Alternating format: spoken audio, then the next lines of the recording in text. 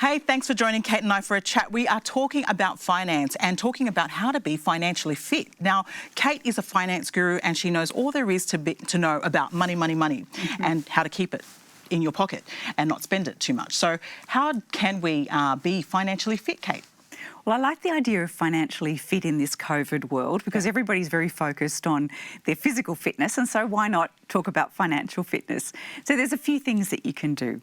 One of the starting points is to make sure that you maximise income. And here I'm not talking about the biggest salary, but making sure that you've got a sustainable income over your lifetime. Secondly, you've got to manage your expenses, and this is all about knowing what your cash flow looks like and then being very, very conscious of how you spend money. The third one is to save. Because obviously if you're maximising the income and managing the expenses, then we've got some savings. The fourth one is to make sure that you get that savings and you pop it into a cash buffer. What's a cash buffer? So that is an emergency savings account for the surprises. And if you think about it, you know, most of us don't have that much money. Australians... How much should we be putting away for that cash buffer? Generally, I would say about 6 months' worth of expenses, and that can take a little bit of time to build up, but just get moving. So it's never too late to start? Never too late to start. The next one is just don't do credit. Credit is expensive, not a good option. And it's money you don't have. Exactly. So if you think of it that way, then you can't spend it because you don't have it. And every purchase is expensive because it's not just the cost of the purchase, it's the cost of the interest. Once you've done saving, which we've talked about, then what you've got to do is you've got to move that into investing. Because if you think about saving into a cash account, you're getting a fraction of the interest that you would get if you put that money into investments that can grow over time. Such as?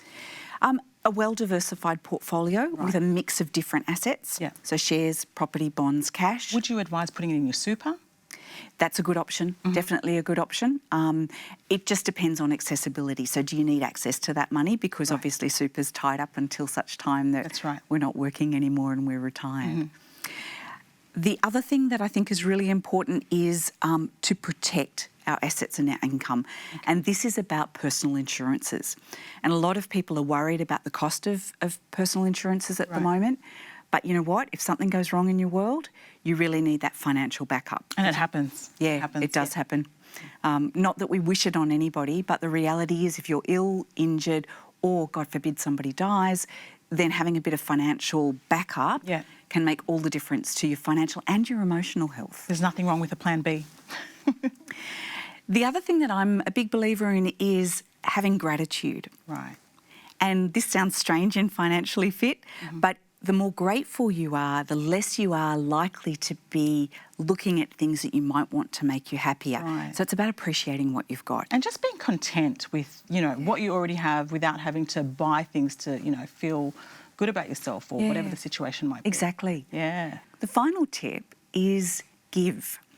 Did you know that a gift of as small as $5 can make an enormous difference, not only to the other person's happiness, but to your own? So they're all interrelated, 9 tips. They're all designed ultimately to make you financially fit, but also to give you joy. I love that. Thank you so much, Kate, for those awesome tips. I know that's helped you. Keep it locked right here at Mums at the Table.